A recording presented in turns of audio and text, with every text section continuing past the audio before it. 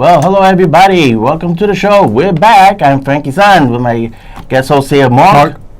Yes, and Mark is, believe it or not, a big announcement is he's going to be a permanent fixture of the show. He started doing the summer shows with me last year. We had to take a break. Family drama. We're back. We're going to go through the summer, and Mark is going to continue the shows through the rest of the year. But in the meantime, we got a lot to catch up. So what we're going to do is let me make one or two quick announcements. Everybody knows about my blog. I'll show it next time, but it's a blog. Just go to Google search Videoland Express, and you see the website, which is brand new, but it's basically a place where I put all the links at. Then we have the blog, and that's like a daily blog, and it has the updates, and it also will lead you directly to the Godzilla community site. I want to give a shout out to Dennis and everybody on the website. On the community site, should I say. And then we're going to go back to Blog Talk Radio. That's going to start next week. So those are the quick announcements. Again, Videoland Express blog. That's all the information, all the details. That's updated every day. And so we're going to get to the show here. And yes, and I will have, if you notice, yeah, the big guy is back. Finally, we waited for a long time, and it was worth it, I must say. Compared to some other bombs that tried to bring the Western back again, and that failed miserably. Memorial Day weekend, and poor Seth, he bombed. I don't know where the fans at. I have no idea. So what we're going to do is we're going to catch up right now, okay? Hence why I'm a little bit rushing. And what we're going to do is we're going to start with awesome, not Godzilla, but awesome, the Lego movie. And we're going to go in order and try to catch up. And then in a couple of minutes, we're going to take some phone calls. So let's start off with the first one on the list, Lego movie. It was awesome. Yeah, it was pretty good. I wouldn't say it's bad. It did pretty good numbers in the box office. It's very kid-friendly. So I guess a lot of kids came to the theater, came out to see the film, and it did amazing. It was just, a wonderful movie. I can't say anything bad about it. Right.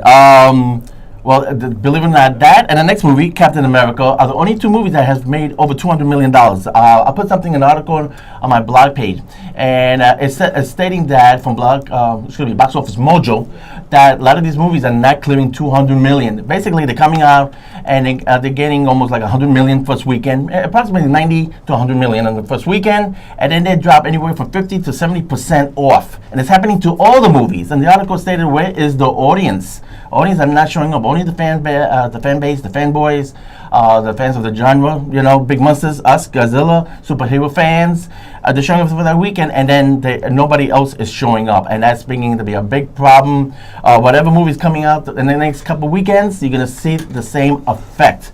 Only the fans are showing up, and a lot of people are just staying away. And Hollywood is trying to make that like an understatement. Oh, we just, it's not slowly. Wait till next year with Star Wars and Star Trek and everything else comes out. They're saying we're going, yeah, right. Okay, a lot of people are just not going to the movies. Okay, but going from Lego movie into Captain America, what do you think? Captain America was a fine movie. I can't say anything too bad about it. I think the pacing of the movie should have been a little quicker, but all in all, not a bad movie. It wasn't. It didn't lift my spirit as much as the first one, but that always happens. The first movie is usually better than the second, right? Because you don't expect these things. I thought it was great, considering I'm not a big Captain America fan, and I'm surprised they managed to pull it off. Again, that's a big reflection of what's happening at Marvel against DC Comics, and I said this before on last year and my previous shows. The thing is, Time Warner DC, when they come up with the animation direct to Blu-ray, they do a great job. And practically every story that's been coming out has been great so far. Not even the mediocre ones are still better than anything that Marvel's coming out on animations straight to video. But Marvel's getting it right when it comes to movies. And look at the big mess that's going to be coming out soon, next year. Batman vs. Superman, train wreck. They're trying to call it the beginning of the Justice League. They're doing, well, let's get to the next movie, The Amazing Spider-Man. And that was the big problem. Instead of being the rise of Electro, they concentrate on a love story. And next thing you know, they're introducing the Sinister Six. And Jamie Foxx as Electro was completely wasted. And then the bookend of Rhino, he opens up the movie, he ends the movie, and they leave you hanging. It was more of a basis of more of them concentrating on getting the Sinister Six Same thing was happening with Batman and Superman. They're introducing the Justice League. Supposed to be a sequel to Batman. They skipped that. Let's introduce Batman and Superman. No, let's skip that. Let's get to Justice League, but they're trying to catch up with the Avengers. That's what's, and it's affecting all these other movies, and that's what really affected Amazing Spider-Man #2, and I thought it was a complete waste of time. Well, I thought it was a complete waste of time, and it affected the script writing. No one's spending money on script writing. No one's spending money on any stories. They're spending too much money on special effects because I think they're trying to cater to a younger audience. That's why if you went to the Spider-Man 2 movie, most of the people in there were young kids, and they all loved it. They were applauding, particularly because they're young kids. They're attracted by the bright colors and the special effects. They don't know anything about storyline. So when the adults, most of the adults go in there, of course they're going to be bored. Yeah. I mean, it's getting to an audience, and that's why Spider-Man came out, and it was all the trailers, all the commercials, the #1 movie in the world, for one weekend, and then get his ass kicked by Seth Rogen, out of all people, Neighbors. That's the next movie we're going over, and the way I'm kind of glad. Well, one thing about Seth Rogen is that what he said was, I'm just trying to make a good comedy. And I'm not trying to be pretentious or anything. I thought he did one of the best comedies last year. This is the end. I thought that was hysterical. And it's also End of the World movie. The other good one from last year was At World's End. Okay. But what I really liked about Seth Rogen was he tried to do a new franchise with the Green Hornet. And that tanked.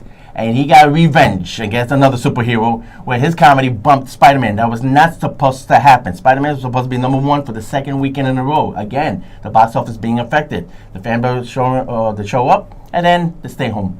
Yeah, because most fanboys, all they really want is a good story. That's all they want. Tell us a story, hire a writer, and everybody will show up to the party. But if you're going to give us stuff with visual colors and you don't even spend any time on the writing or figuring out what's going on, like a Transformer movie, everyone's going to stay home.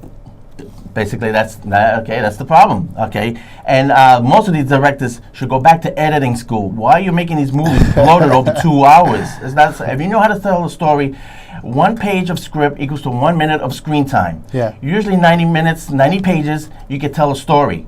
A good example is Men of Steel. They're busy for 15 minutes trashing buildings. How about getting on with the story? I know, we expect a fight. It was supposed to be a big fight, but it was more CG spectacle than anything else. Okay? Cut down on the editing. There's no reason for these movies to be over 2 hours. And a good example, The Hobbit. Now, you took a book that's only 300 pages, and you made the first movie over 3 hours. Are you kidding me? Wow! I am done with Hobbit. I'm sorry. I'm not even looking to. Yeah, I'm not even looking forward to that. Okay. So what we got? Godzilla. Let's do a little skip on that because I have another announcement to make. All right. Let's go. We'll go back to that. We're going to go back to that. That's what we're going to end on this particular segment. That's pretty good. Phone call. So we're going to end with Godzilla. I want to end on a good note. Yeah. I'll show we can do that. Okay. X-Men Days of Past. Well, time travel and robots. You can't go wrong. I gave that a 4 out of 5. That's one of my favorites of the year so far. What do you think? Excellent. It was a wonderful film. They had a great premise. They changed it a bit around where they make Wolverine go back in time. But all in all, it was an excellent film. It was amazing. I think they actually, it's as if someone actually sat down and wrote a script. Yeah. Mm-hmm. It's amazing. It's something unseen. Out of all the special effects, I think that's one of the most special effects you could have in a movie, a script. Right. Also, I mean, there were so many good things about it. We'll go more into it on our Block Talk radio show. But robots, time travel, and everything. Xavier meets his younger self. I mean, there were so many good points to the movie. Yeah. Nixon's in it. Nixon in it. And the best thing about it was that Bryan Singer is back on board, and we finally got to Quicksilver, which was the highlight of the movie. Mm-hmm. The time travel with the Jim Croce song, Time in a Bottle. I mean, the whole movie was just perfect. Okay, so the next one on the list is A Million Ways to Die. You liked it. I was so disappointed. I finally caught up to a movie this past week, and I said, how can you fail on this? As a Western comedy, it's got to be one of the easiest things to tell. And look at the classic Blazing Saddles by Mel Brooks, which got re-released about 2-3 weeks ago on Blu-ray. for the anniversary edition. And how can you beat a line like the sheriff is near? Okay, that's one of the punchlines in Blazing Saddles. Of course, if you look at the movie today, it's really politically incorrect, but that's what made it funny. Right. So this movie, I don't know. I can't even recommend this one. I was so disappointed in Seth. Yeah, it was a good movie, but it seemed like he was trying to do a balance of a film. He didn't want to go overboard like a Mel Brooks. It's as if he wants to be taken as a serious actor, and he doesn't want to be like Jon Stewart would be. I'm not going to be a little monkey anymore. He wants to be considered serious or something, so he doesn't want to play it full. If he did it full on, like the movie Ted, right, it would have been hysterical. But I guess he doesn't want to play our little, like they say, our little monkey, and he doesn't want to just entertain us. He wants to be sort of serious and show you his range by pulling back a lot. Well, if that was the case, he would not have Neil Patrick Harris crapping in a hat, okay? That was near the end of the film, which was totally tasteless. It wasn't even funny, okay? So, Seth, make up your mind. You're going to go for broke, or you're trying to prove something? I mean, I've seen Ted about already. As a matter of fact, I got the Blu-ray. Saw it 3 times when it first came out. Then I got the Blu-ray. This I'm not even going to go in there. I don't know. Unless all the best comedy jokes happen to be in the latest scenes or something like that. So, that's the end of that one. Maleficent, Angela Jolie, our babe, can't go wrong. And I'm not a Sleeping Beauty fan. I never liked that story. What do you think of it?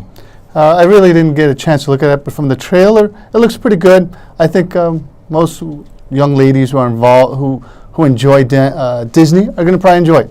It is a date movie. She was pretty good. A lot of people got on the case about her acting. I thought she was perfect for the role. But the problem with the movie is they start the first half hour. There's a big battle scene, which was fantastic, and the movie never really picked up from there. Wow. But they ran out of CGI budget. Apparently, and the rest of the budget went to her pocketbook, of course. Probably CGI in her pockets. Yeah, in her pockets. But she was good in it.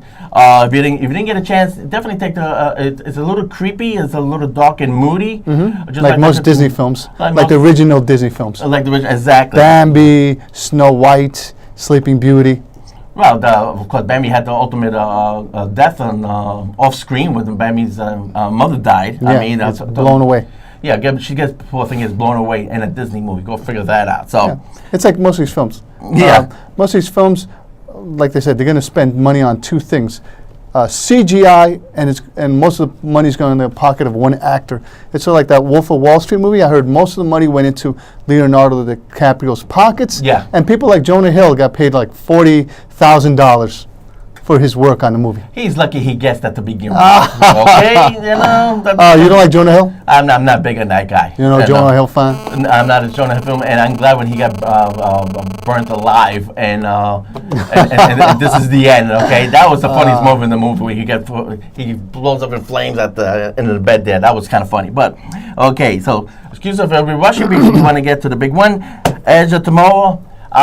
Perfect movie. Right. It was an hour and 45 minutes. I sat down. Next thing I know, I'm getting out of my seat going home. That was a quick movie. The pacing, the directing, the acting. Tom Cruise was, he put so many innuendos in his face for these one-liners. I thought he was perfect in it. If you like Elysium and Oblivion, but was a little disappointed, this really makes up for it. Yeah. Okay. I'm not usually a Tom Cruise fan. We're not. But this is amazing. Yeah, we're not Cruise fans. We're men. Most people who are Cruise fans are females. Most people who show up to his films are the female audience. He's eye candy for the ladies. Yeah. And we're not Cruise fans, and we're recommending this film. It's amazing. Like I wasn't really that much of a film. What was that series he does with he plays Mission Impossible? Mission Impossible. I'm not a Mission Impossible fan. It does great on the box office, but I'm not a fan. But this movie was great. Yeah, they never got any of those movies right until the last one where it's not a Tom Cruise movie, it's an ensemble cast. Then they finally got it right. There you go. It's not James Bond. It's supposed to be a ensemble. Right. The Mission Impossible is based on a team that goes behind the scenes and do what they got to do. Yeah. Tom Cruise, after